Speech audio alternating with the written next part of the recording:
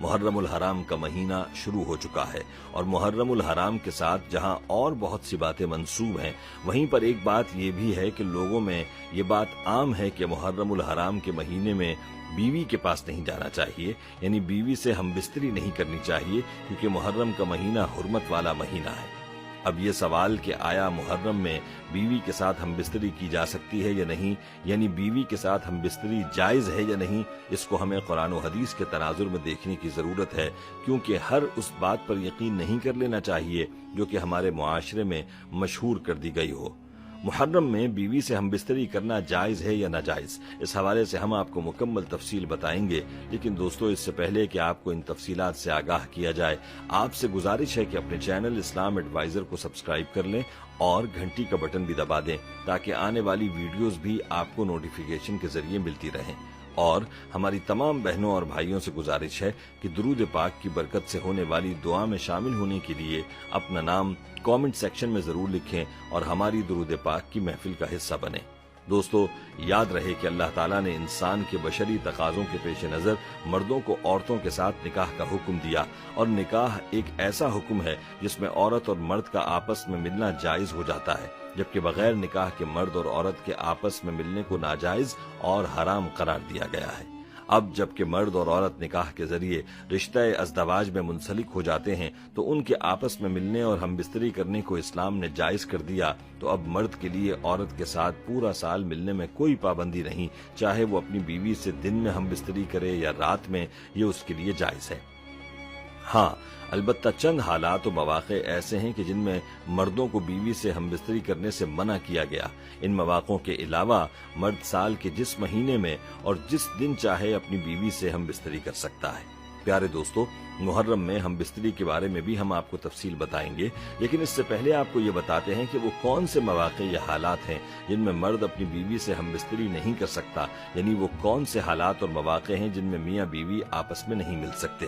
تو دوستو وہ مواقع یا حالات جن میں میاں بیوی کے لیے آپس میں ملنا شرعاً ممنوع ہے، ناجائز ہے، ان سب میں پہلا موقع ہے روزے کی حالت۔ رمضان کے روزوں کو اللہ تعالیٰ نے مسلمان پر فرض فرمایا، اور پھر اس مہینے کی پابندیوں میں یہ فرما دیا کہ کھانے پینے کے ساتھ مردوں کے لیے یہ بھی حرام ہے کہ وہ اپنی بیویوں سے اپنی شہوت پوری کریں۔ کہتے ہیں کہ آغاز میں روزے کی حالت میں ہم بستری ممنوع نہیں تھی، لیکن اللہ تعالیٰ نے قرآن پاک میں اس بات سے منع فرما دیا، اور اس کے بعد روزے کی حالت میں ہم بستری سے منع فرما دیا گیا۔ لیکن دوستو اس بابرکت مہینے میں بھی ہم بستری صرف روزے کی حالت میں منع ہے۔ افطار کے بعد مرد چاہے تو اپنی بیوی سے ہم بستری کر سکتا ہے، جیسا کہ ارشاد ہے، روزے کی راتوں کو اپنی بیویوں سے ملنا تمہارے لیے حلال کیا گیا ہے، وہ تمہارا لباس ہیں اور تم ان کے لباس ہو۔ سورہ بقرہ کی یہ آیت نمبر 187 تھی۔ تو معلوم ہوا کہ رمضان جیسے مہینے میں بھی ہم بستری کو حرام نہیں کیا گیا، بلکہ صرف روزے کی حالت میں اسے ناجائز کیا گیا ہے۔ دوسری جو حالت ہے وہ احرام کی حالت ہے کہ جب حج اور عمرے کی نیت سے احرام باندھ لیا جائے تو طواف زیارت کرنے سے پہلے مرد کو اپنی بیوی سے ہم بستری کرنے سے منع فرمایا، اور اس موقع پر مرد کے لیے جائز نہیں کہ وہ بیوی سے ہم بستری کرے، جیسا کہ اللہ سبحانہ و تعالیٰ کا فرمان ہے، حج کے مہینے مقرر ہیں، اس لیے جو شخص ان میں حج لازم کر لے وہ اپنی بیوی سے میل ملاپ کرنے اور گناہ کرنے اور لڑائی جھگڑے کرنے سے بچتا رہے۔ سورہ بقرہ کی یہ آیت نمبر 197 تھی۔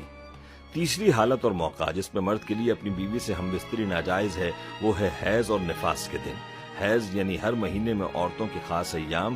اور نفاس یعنی بچے کی پیدائش کے بعد جو خون آتا ہے، ان میں تقریباً 40 دن کا یہ عرصہ ہوتا ہے۔ ان دنوں میں بھی مرد کے لیے جائز نہیں کہ وہ بیوی سے ہم بستری کرے، اور اس کی ممانعت بھی قرآن پاک میں واضح طور پر بیان ہوئی ہے، جیسا کہ قرآن پاک میں سورہ بقرہ کی آیت نمبر 222 میں ارشاد باری تعالیٰ ہے، آپ سے حیض کے بارے میں سوال کرتے ہیں، کہہ دیجئے کہ وہ گندگی ہے، حالت حیض میں عورتوں سے الگ رہو، اور جب تک وہ پاک صاف نہ ہو جائیں ان کے قریب نہ جاؤ۔ ہاں جب وہ پاک صاف ہو جائیں تو ان کے پاس جاؤ جہاں سے اللہ تعالیٰ نے تمہیں اجازت دی ہے۔ اللہ تعالیٰ توبہ کرنے والوں اور پاک صاف رہنے والوں سے محبت فرماتا ہے۔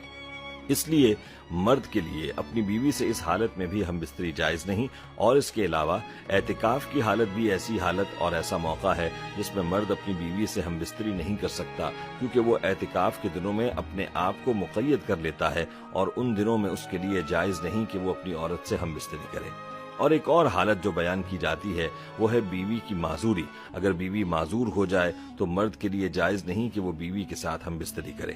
دوستو، یاد رہے کہ ان حالات کے علاوہ بقیہ تمام دنوں اور تمام حالات میں مرد کے لیے اپنی بیوی سے ہم بستری جائز ہے۔ اب جو لوگ کہتے ہیں کہ 9 اور 10 محرم کو یا پھر محرم الحرام کے مہینے میں ہم بستری جائز نہیں اور اس مہینے میں یا ان دنوں میں ہم بستری کی ممانعت کا عقیدہ رکھتے ہیں، تو اس بات یا اس عقیدے کی کوئی حقیقت نہیں ہے۔ اسلام میں ایسی کوئی بات ملتی نہیں ہے جس میں محرم میں ہم بستری سے منع کیا گیا ہے۔ جو لوگ یہ کہتے ہیں کہ محرم الحرام حرمت والا مہینہ ہے اس لیے اس میں ہم بستری جائز نہیں، تو وہ یہ بات جان لیں کہ قرآن میں 4 مہینوں کو حرمت والے مہینے کہا گیا ہے۔ محرم کے ساتھ باقی 3 مہینے بھی تو حرمت والے ہیں، پھر ان میں کیوں ہم بستری جائز ہے اور محرم ہی میں اس سے کیوں منع کیا گیا؟